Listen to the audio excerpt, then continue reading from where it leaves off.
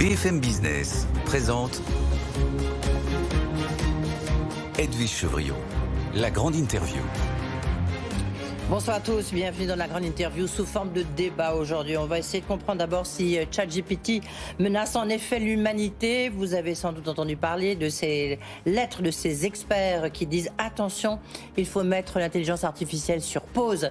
On parlera aussi de la perte de la souveraineté numérique de l'Union européenne. Qu'est-ce qu'on peut faire? Et puis bien sûr, est-ce qu'il faut interdire ou pas TikTok? Vaste sujet pour mes deux débatteurs. Avec moi David Bavrez, baron alphabétique, business angel basé à Hong Kong, auteur de Chine Europe, le grand tournant ou encore de Paris-Pékin Express. Bonsoir David Bavrez. Bonsoir. Merci d'être avec nous. Face à vous, à côté de vous, je crois que vous connaissez, vous êtes croisé dans une expérience en Chine, André Le Scrupietri, qui est président de JEDI. JEDI, c'est cette initiative qui essaie justement de booster l'Europe sur l'innovation. Bonsoir André Le Scrupietri. Bonsoir Edwige. Merci d'être avec nous. Vous êtes franco-allemand, c'est intéressant parce que justement, dans la perte de souveraineté numérique de l'Union européenne, il y a aussi la perte de souveraineté tout court de l'Europe face à la Chine, la souveraineté pour le coup de l'Allemagne sur l'Union européenne. Ça fait beaucoup de sujets. D'abord, je voudrais qu'on commence par ces 1000 experts avec Elon Musk en tête de gondole qui dit attention, il faut mettre l'intelligence artificielle sur pause parce que ça peut menacer l'humanité. Est-ce que vous êtes d'accord avec ça? Je commence par vous, André. Écoutez, alors que ce soit Musk qui parle du risque, notamment de désinformation, c'est vraiment l'hôpital qui se moque de la charité. Hein. Quand même, on a quand même quelqu'un qui en ce moment est en train d'utiliser Twitter en partie à son utilisation personnelle et pousse certains comptes aujourd'hui de désinformation. Ça, c'est quand même clair. Le fait qu'aujourd'hui, on ait ce sentiment d'accélération, il faut bien imaginer, la version précédente d'intelligence artificielle, GPT-3, c'était 2018. On a ChatGPT dont tout le monde parle, 100 millions d'utilisateurs en 2 mois, octobre, novembre 2022. Là, on a la nouvelle version GPT-4, mars, donc les choses s'accélèrent. Ce qui est clair, c'est déjà que la réglementation, c'est-à-dire on n'y arrivera pas uniquement avec la réglementation. Aujourd'hui, la réglementation a perdu totalement le pied de l'accélération. Point numéro 1. Point numéro 2, on se rend compte qu'énormément de tâches aujourd'hui vont être modifiés, c'est-à-dire que ça va avoir un impact majeur, ça va avoir un impact sur les médias, ça va avoir un impact sur les chercheurs, ça va avoir un impact sur en fait toutes les et évidemment sur l'économie en général. Donc on est vraiment sur une révolution en cours. Alors est-ce qu'il faut dire pause? Vous voyez, ça me fait penser un petit peu à ce qui s'est passé dans les grands moments de l'histoire où Galilée par exemple s'est quand même un peu rétracté quand il a dit que la Terre n'était finalement plus Copernic la Terre n'était plus au centre de l'univers et que la Terre tournait autour du Soleil. Einstein, qui était un pacifiste convaincu, qui disait quand même sur le nucléaire, il faut absolument que les démocraties poussent là-dessus.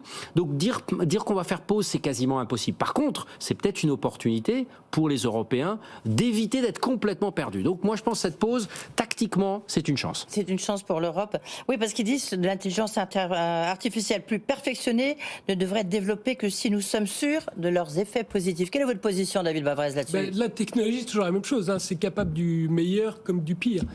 Donc, là, c'est quoi? C'est la rapidité qui est dangereuse? Quelle analyse faites-vous? C'est que soit vous êtes communiste, soit vous êtes capitaliste. Donc, Peter Thiel vous dit, l'intelligence artificielle, c'est communiste.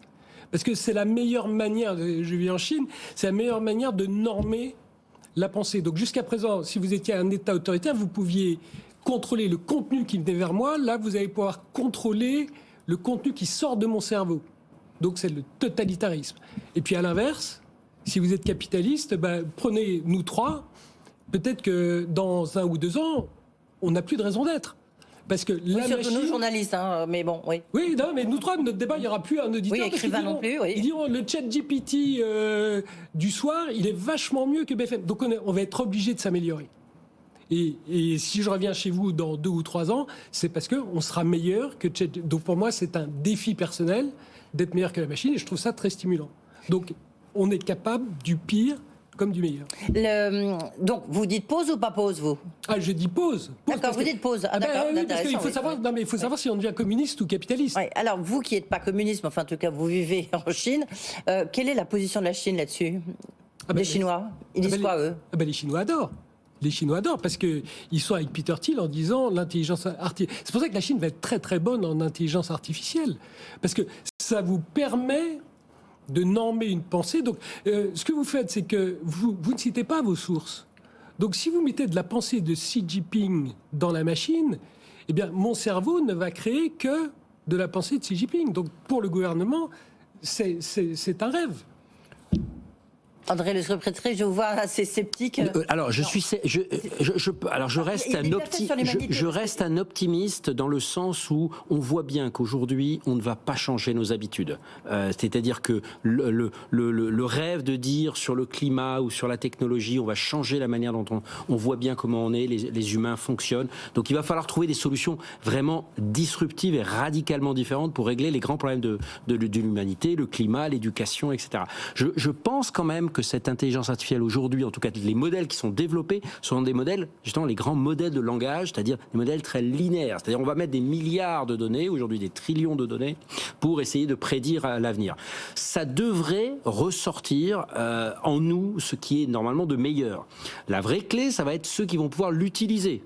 On a bien vu que les robots n'ont pas remplacé les hommes, ils ont changé. Aujourd'hui, la vraie question, c'est est-ce que l'IA va permettre justement de se dédier aux tâches les plus créatives ? Je crois au contraire qu'un débat comme ça va être très difficile à stimuler sur une intelligence artificielle, sauf si on répète juste ce qu'on a lu dans la demi-heure précédente de l'émission. Mais si cette notion d'esprit critique, qui est en plus quelque chose qui est vraiment très français, très européen, pour nous ça devrait être une chance de se dire comment est-ce qu'on utilise ces grands modèles pour se débarrasser des tâches répétitives, faire des comptes rendus de réunion, connaître, je sais pas, tous les... C'est pour ça qu'on sera encore là dans 2-3 ans. Tous les chefs-le ou autres, et se concentrer vraiment sur ce qui fait notre créativité. Et alors, je suis un optimisme quand même sur les Européens, parce que rappelez-vous qu'aujourd'hui, c'est cette diversité qui finalement nous ralentit. Disons-le honnêtement, comment faire pour que ce projet européen, où cette diversité normalement devrait être créatrice, soit extrêmement exprimée. Et ça, c'est vraiment l'objectif. Juste, on va y arriver, parce que vous avez dit dans une tribune qui a été publiée dans le journal du dimanche, vous avez dit c'est l'Europe qui aurait dû inventer ChatGPT. Vous y croyez quand on dit il y a 300 millions d'emplois qui vont être impactés par ChatGPT ou l'intelligence artificielle ? David Bavrez, est-ce que c'est à ce point-là disruptif, pour reprendre l'expression du Jedi ? Complètement. Et moi, ce qui me frappe, c'est que c'est la même société, Microsoft, qui il y a 50 ans, quand il y avait une crise énergétique, a sauvé le monde en inventant le PC, et qui aujourd'hui vient et invente un nouveau facteur de productivité incroyable. Donc ça, c'est la bonne nouvelle. La mauvaise nouvelle, c'est qu'en 75-80, ceux qui perdaient leur job, c'est des études de la Fed, retrouver un nouveau job à seulement 60% de leur salaire précédent. Il leur fallait 10 ans pour retrouver leur salaire précédent. Donc ça ne va pas être la fête pour tout le monde. Il faut quand même être objectif. Mais l'humanité, dans l'ensemble, va progresser. C'est l'histoire de la tech.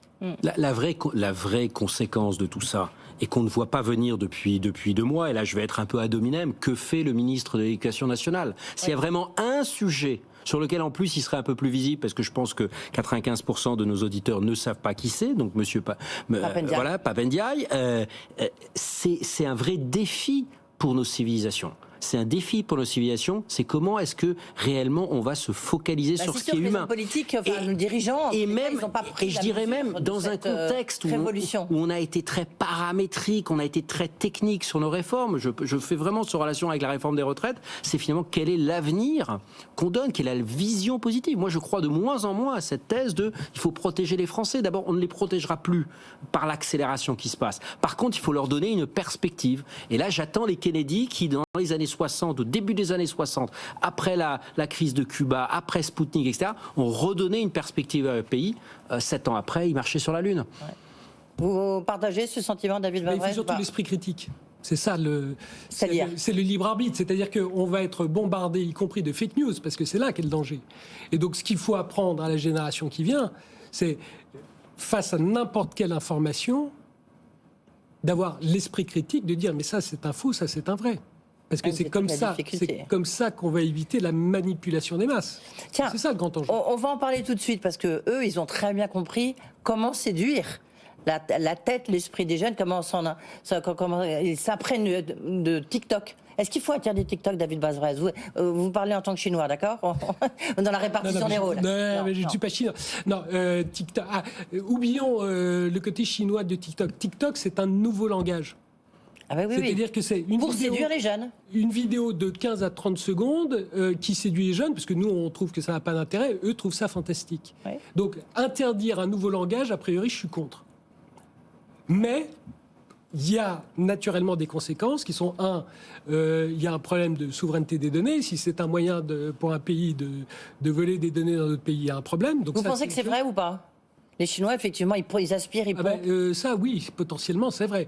Mais il y a aussi le fait qu'aux États-Unis, vous prenez la tranche 15-25 ans, TikTok est devenu, et je suis désolé pour vous, la première source d'information. Oui, absolument. Donc, on peut pas laisser TikTok. Vous avez, je n'ai pas vu votre contrat de travail, mais vous avez une clause de déontologie, j'imagine. Si vous racontez n'importe quoi, vous êtes licencié. Oui. Bon, TikTok, il faut que TikTok soit responsable de tout le contenu qui est sur son réseau, donc il faut une curation de contenu et que TikTok soit responsable, y compris financièrement, de fausses informations qu'il répand. Donc, c'est normal, les Américains donc interdisent TikTok.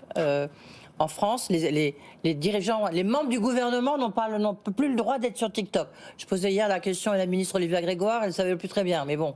Alors, ça c'est plus André qui, sur le plan technologique, peut dire qu'il y a les risques de vol de données. Là, je ne suis pas compétent. Et puis aussi sociétalement. Oui, je rappelle aujourd'hui que parmi la tranche 20-30 ans, donc les millennials, aujourd'hui, plus de 50%. Vos enfants, ils ont TikTok ou pas ? Heureusement, ils ont moins de 10 ans. Donc, pour l'instant, ils n'ont pas de portable. Et ça va rester encore comme ça pendant, j'espère, le plus longtemps possible. Mais la tranche 20-30 ans, aujourd'hui, dit qu'elle compose ses idées politiques à plus de 50% sur les réseaux sociaux et dont TikTok. D'abord, il ne faut pas être naïf. Le fait que ce soit les Américains qui sonnent la charge contre TikTok, clairement, est une manière aussi pour eux de défendre leur propre grande plateforme. Vraiment, mettons-nous aussi dans un contexte européen là-dessus. Le fait que par rapport aux politiques, on n'ait toujours pas pris la mesure à quel point aujourd'hui, finalement, les sondages, rappelez-vous les affaires des sondages de l'Élysée, j'ai l'impression que ces gens-là vivent au XXe siècle, c'est plus comme ça qu'on sent le pouls. Donc deuxième grande inquiétude, quand on voit un Xi Jinping qui aujourd'hui, on dit, il est aussi puissant peut-être que Mao, mais il l'est beaucoup plus, parce qu'aujourd'hui, il sent le pouls en temps réel. Le fameux tournant à 180 degrés qu'ils ont pris il y a 3 mois sur la politique zéro Covid, où quasiment du jour au lendemain, ils ont fait l'inverse, sentant qu'il y avait des manifestations un peu. Ça, c'est clairement aujourd'hui un outil de manipulation politique absolument incroyable. Et troisième chose, ne pas oublier qu'aujourd'hui, cette manipulation cognitive dont parlait David Baorez à l'instant, effectivement, les données qui sont recueillies sur ce que vous aimez, ce que vous likez, ce que vous partagez, elles sont potentiellement extrêmement intéressantes pour comprendre votre psychologie, votre manière de travailler, etc. N'interdisez pas une nouvelle forme de médias sous couleur qu'elle est chinoise. Donc, la question peut se poser, pardon. TikTok est une drogue absolument horrible et Facebook est merveilleux. Ça, j'achète pas l'argument. Alibaba ? Alors, c'est les Alibaba, parce que Alibaba a fait si petit. Il est coupé en tranches, en rondelles. Voilà. Ceci sonné, il y en a... Quand même, est-ce que vous regardez de la même manière une application, si on peut dire ça comme ça, qui est chinoise ou américaine ou européenne ? Est-ce que c'est la même chose ? David, vous dites oui ? Vos données sont exploitées de la même manière par des Américains ou des Chinois. C'est justement, on a laissé faire jusqu'à présent les Américains parce qu'on disait que ce sont nos amis. Et là, comme c'est un Chinois, c'est ça la beauté, c'est que les Chinois, comme ils arrivent, posent enfin le problème. Oui, je crois qu'il y a quand même une grande différence. Mais vous avez raison dans le fait qu'on n'a pas vraiment tiré la conséquence de l'affaire Cambridge Analytica, donc le fameux premier scandale de Facebook. Le fait qu'aujourd'hui Twitter, je reviens sur Elon Musk, finalement soit contrôlé et soit en plus redressé, semble-t-il, enfin est en voie de redressement par quelqu'un qui clairement a des visions qui ne sont pas totalement démocratique, en tout cas pas surtout, pose question. On reste quand même dans un état de droit jusqu'à nouvel ordre. D'ailleurs, je pense qu'on a tout intérêt avec TikTok à dire que le vrai danger n'est pas la Chine, qui est une civilisation, mais c'est le Parti communiste chinois. Et là, pour le coup, je fais une différence. C'est-à-dire entre des actionnaires américains où il y a quand même encore un certain contexte où il y a une certaine... où on doit rendre des comptes. Enfin, rappelez-vous des auditions de Mark Zuckerberg devant le Sénat, où il faisait quand même un petit peu petit garçon, et le Parti communiste qui n'a de compte à rendre à personne, et qui est de plus en plus centralisé et très idéologique, qui n'est plus la Chine pragmatique vous avez qu'on aussi connaissait. habité en Chine et investi en Chine, et que vous, David, vous allez nous dire dans un instant si vous partagez. Vous êtes comme André ou pas? Non, on est très différents. Oui, mais ce que je veux dire, vous faites la même Heureusement. analyse quand il dit c'est pas la Chine qui est une civilisation qu'il faut pointer du doigt, c'est le Parti communiste chinois. Je suis tout à fait d'accord. Il n'y a pas une Chine, mais il y a deux Chines. Il y a la Chine, il y a le gouvernement chinois et il y a le peuple chinois. Et il faut absolument qu'on travaille, qu'on les connaisse, que la Chine nous connaît, nous ne faisons pas le travail de connaître la Chine. Et en pointant du doigt la Chine, d'ailleurs, on donne des armes au Parti communiste pour attiser le nationalisme en disant, voyez, le reste du monde essaye de nous brider. Est-ce qu'il y a une volonté chinoise, je veux dire, de prendre le leadership? Alors on le voit bien sur les tas d'autres choses, mais sur le plan du numérique ou pas? L'intelligence artificielle, est-ce qu'ils sont ChatGPT, est-ce qu'ils auraient pu l'inventer? Est-ce qu'ils vont inventer le ChatGPT numéro 5 version chinoise, quoi? Bien sûr, mais ils travaillent sur l'intelligence artificielle. Comme je vous dis, ils sont extrêmement motivés parce qu'il y a un gain politique évident. À l'inverse, si vous parlez à un entrepreneur chinois, il vous dira que la souveraineté, qu'on présente toujours comme quelque chose de très positif chez nous, si vous êtes un entrepreneur chinois, vous rêvez qu'il n'y ait pas une souveraineté étatique chinoise. Parce qu'il y a un gouvernement qui ne comprend rien à la technologie quand il dit « je veux 10 000 petits géants ». Alors qu'on sait très bien que... Donc c'est le raisonnement derrière Alibaba, saucissonné en 6 parties. C'est que je ne veux pas un contre-pouvoir qui naisse de la technologie entre des mains privées. Donc... Tout ça fait que le contrôle du parti va empêcher à l'avenir l'émergence de géants chinois. Exactement. Oui. Donc en fait, c'est peut-être ça qui va nous sauver. Voilà. Du reste, hein. Oui, enfin, je pense quand même qu'on a encore, on a des visions en fait des empires qui sont très différentes. On a ce que dans les générations précédentes on appelait l'impérialisme américain, qui souvent se manifeste par des volontés d'interventionnisme dans d'autres pays. Oui. Je pense qu'aujourd'hui la Chine est clairement, le Parti communiste justement essaye de projeter son modèle, veut proposer un contre-modèle, et je pense que pour les démocraties c'est un danger mortel. Et nous qui essayons... Alors justement, le contre-modèle européen, non mais ça fait le lien. C'est quoi vous êtes censé bosser dessus, hein, je vous signale là quand même, André Le Scrupietri, puisque vous êtes président du JEDI, c'est on y est jour et nuit. Jour et nuit, mais on attend les résultats. Vous-même, vous avez écrit en disant c'est inacceptable que ce ne soit pas l'Europe qui ait lancé ChatGPT. Oui, et de toute manière, on s'y prend. Je vais résumer. On s'y prend comme des manches, on saupoudre partout, les politiques sont pas au niveau, enfin ça c'est vous qui le dites, enfin les termes mieux choisis, mais grosso modo, pourquoi est-ce que l'Europe n'y arrive pas ?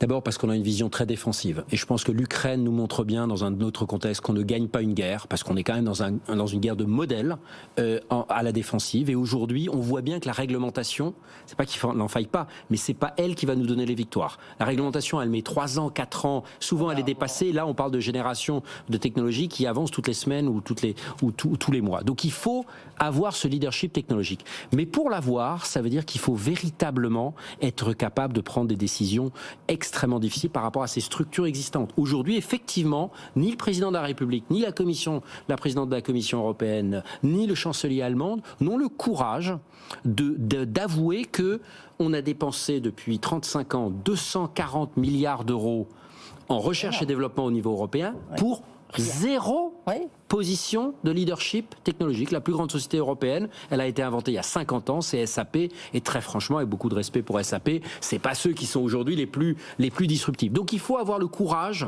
de mettre un tout petit peu d'argent et un petit peu de moyens. Mais aujourd'hui, on dit qu'on veut le faire et on continue à faire des appels à projets gérés par des agences d'État. Ça ne marchera pas comme ça. David Bavrez, vous avez le sentiment, vous aussi, qu'au niveau européen, on a du mal. On le voit dans d'autres domaines, hein. On le voit aussi bien sur la question des voitures thermiques, on le voit au niveau aussi de l'IRA, la difficulté qu'on a à sortir d'une politique qui est menée par la régulation uniquement et non pas par l'invention, l'innovation. Oui, on manque de leadership, donc on n'a pas de vision. Mais pourquoi on n'a pas de vision ? Parce qu'on n'a pas de leadership. Vous qui êtes un peu à l'extérieur, justement. Le président Xi dit en Chine, 2049, on sera numéro 1 mondial. Bon, c'est sans doute, ils n'y arriveront sans doute jamais, mais peu importe. Vous fédérez 1,4 milliard de gens tous les matins et qui disent on va travailler, on va accepter des sacrifices parce qu'on a une vision, on sait vers quoi on va. Et ça, en Europe, on l'a pas. Et pourquoi ? Parce qu'on n'a pas de leader à une vision, elle doit être incarnée par une personne, un leader. Et aujourd'hui, vous voyez que si c'était une société, si l'Europe était une société, il n'y aurait ni président du conseil d'administration, ni président du directoire. Ça ne peut pas marcher. Est-ce que vous avez l'impression, parce qu'on voit très bien, du reste, les services secrets sont un peu menacés, pas menacés, mais préoccupés de ça. Il y a de nombreuses sociétés françaises qui sont rachetées par des entreprises chinoises. Non. Est-ce qu'il y a une vraie menace ?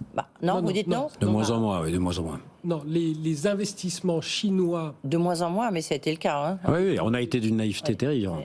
Les investissements chinois représentent moins de 5% des investissements étrangers, aussi bien en France qu'en Europe.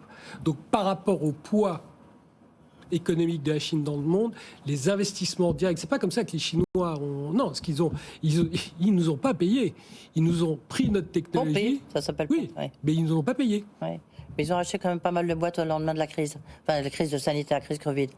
Peut-être un tout petit point un petit peu différent. D'abord, je ne crois pas aux hommes providentiels, aux hommes et aux femmes différenciés, parce que je pense qu'on est dans un monde aujourd'hui tellement complexe qu'il faut avoir justement une grande diversité. On avait des Elon Musk, des Jeff Bezos, avec tous les défauts qu'ils ont. Non, par contre, la chose qui est effectivement essentielle, c'est où sont les grands sujets où on peut amener toute la société. Et je suis surpris que sur le sujet du climat, qui pourrait être réellement une vision qui ramène et où il y a des milliers de choses à faire, des petites innovations dans tous les sens à faire, ça puisse pas être un... Non, on est aujourd'hui devenu une société rabougrie. À nouveau, je pense qu'il faut tordre le cou à cette vision de « il faut protéger les Français ». Excusez-moi, mais c'est aujourd'hui le leitmotiv du gouvernement.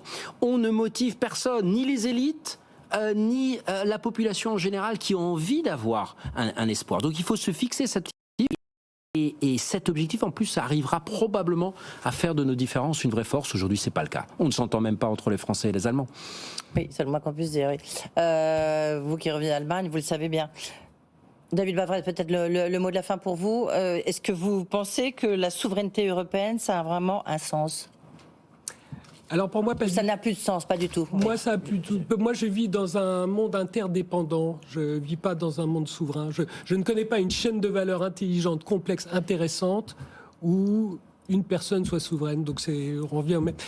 Je crois pas à l'indépendance. Je crois à l'interdépendance. Donc il faut étudier les forces et faiblesses de tous nos concurrents et jouer sur leurs faiblesses de manière à maximiser nos forces. Pas sûr que vous ayez convaincu André Le Scruppietri qui lui se bat pour la souveraineté européenne, mais en même temps on voit bien effectivement ce besoin d'interdépendance, mais peut-être sans être trop naïf, c'est peut-être aussi notre défaut. Merci messieurs, on aurait pu continuer encore pendant une demi-heure sur cette question, mais à mon avis le dossier est loin d'être clos. Travaillez bien André Le Scruppietri avec le JEDI pour essayer de trouver l'innovation qui doit aussi sauver l'industrie française et européenne, ça c'est encore un autre débat. On reviendra sur le sujet décarbonation de l'industrie. Oui, tout à fait, mais grâce à l'innovation toujours. Merci. Voilà, c'est la fin de la grande interview. On se retrouve bien sûr demain. Tout de suite, à mon avis, le débat va se prolonger avec Tech & Co. Bonne soirée. Good Evening Business. Actu, experts, débat et interview des grands acteurs de l'économie.